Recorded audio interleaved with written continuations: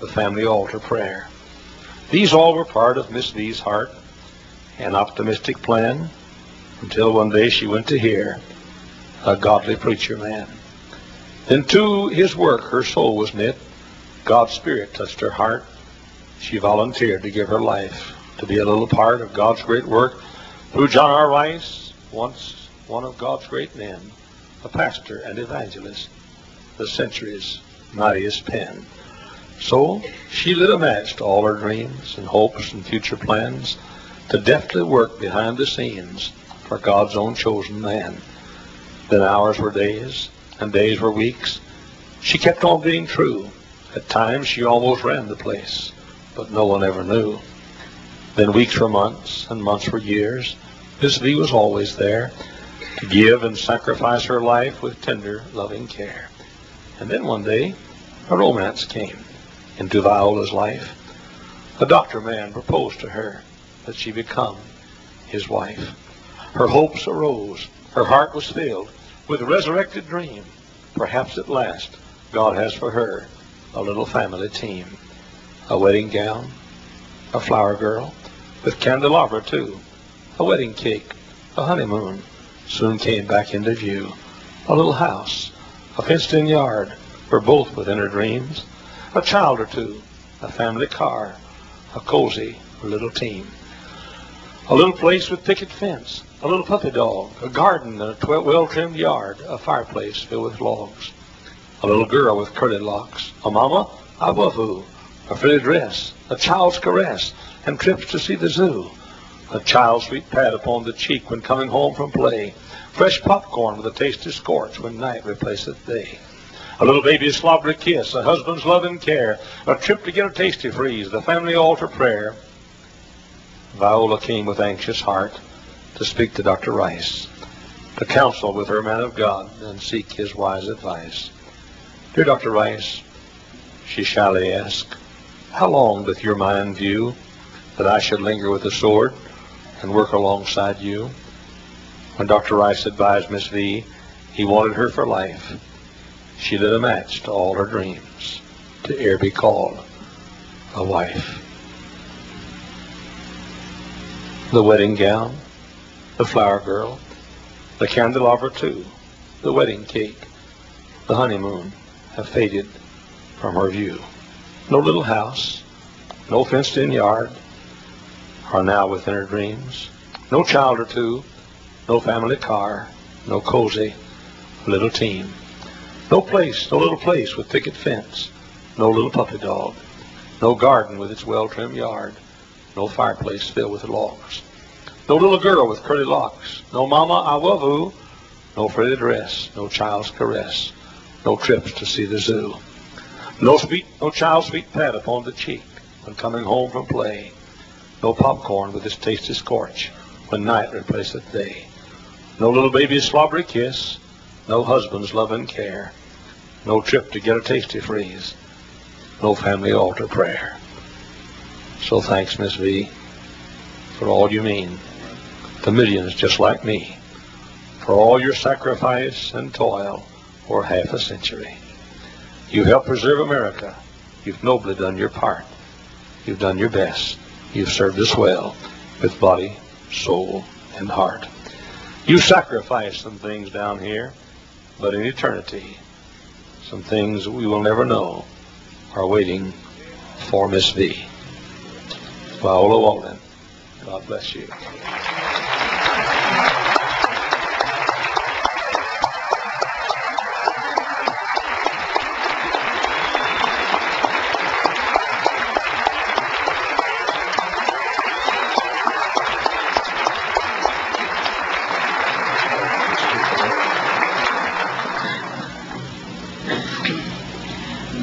I don't know what to say. I'm overwhelmed by Dr. Hyles' goodness, not only today, but yesterday and the day before. And he's been so wonderful to me, especially since Dr. Rice is gone, but he was before. I've known Dr. Hyles for about 30 years. I've never known a more godly man. He's been a buddy to Dr. Rice. If you could just hear Dr. Rice talk about him, or could have heard him talk about him. I've been in this biography I'm writing. I'm doing it chronologically. I'm doing it by years. I've been going back through the Sword of the Lord, and for I don't know how many years, Dr. Hyles' name has been in that Sword of the Lord, either with a sermon or Dr. Rice has had his name in editor's notes, and it has just been, I've been overwhelmed by how many times we've talked about Dr. Hyles. He was once a conference director for the Sword. He was once vice president of the Sword. He was once associate editor of the Sword. And of course, he's been on the Sword of the Lord board of directors for many, many years and still is. Mrs. Rice and I, since this incident that happened last year with our friend, she and I have talked so much about, we wish we had Dr. Rice here to defend him. There's nothing we can do, and we knew that Dr. Rice would defend him. And but you know, Ms. Rice reminded me that God would take care of his man. And as I said at the spectacular, I have seen God take care of Dr. Rice so often that I know he's going to take care of Dr. Hyles. And I want to go on record for myself and for Mrs. Rice, and I know for Dr. Rice, that we are behind Dr. Hyles 100% and will be from now on.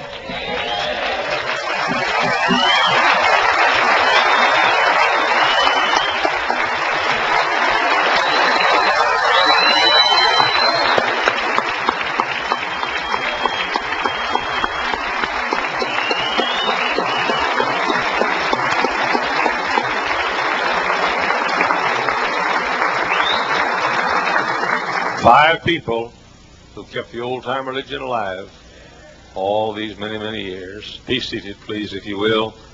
And that concludes our honoring tonight. 5 of the finest people I know, the greatest preacher I know, the best evangelist I know, the greatest gospel pianist I know, the sweetest gospel singer I know, and the finest helper Dr. Rice ever had, Iola Walden. Thank the 5 of them for preserving the old-time religion. Now tonight we're going to change direction just a little bit. We're going to ask our choir, if they would, to sing a special for us.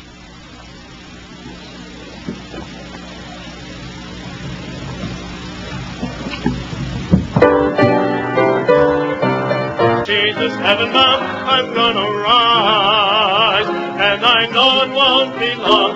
With my Lord, hallelujah, I'm gonna rise. I'm gonna rise when I hear that trumpet sound. I'm gonna rise with my Jesus, heaven bound. I'm gonna rise, and I know it won't be long. With my Lord, hallelujah, I'm gonna rise.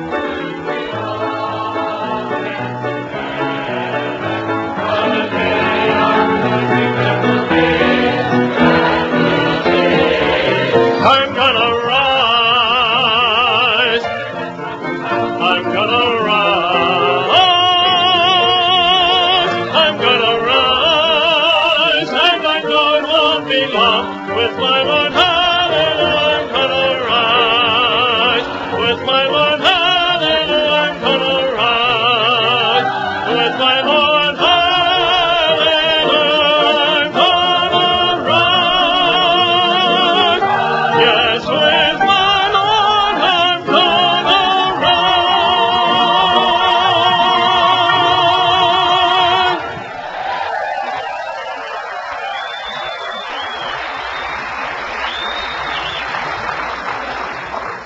The title of that song is I'm Gonna Rise.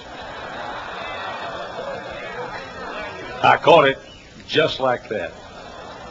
That word of knowledge came to me.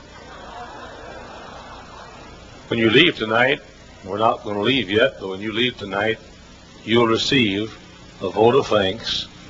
27th Annual Pastor School to Rudy Atwood, Joe Boyd, Howard Jewell, Tom Malone, Vala Walden for keeping fundamentalism alive in the 20th century. A friend loveth at all times, Proverbs 17:17a.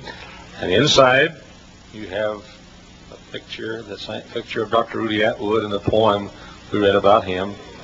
And then you have inside the picture of Joe Boyd and the poem we read about him. And then you have a picture of Dr. Howard Jewell and the poem we read about him. A picture of Dr. Tom Malone and the poem we read about him. And a picture of Miss Lee and the poem we read about her. And those will be given to you as they pass out tonight, right? So if you pass out, we'll give you one. And but as you leave tonight, take your time, because we're going to be giving these out.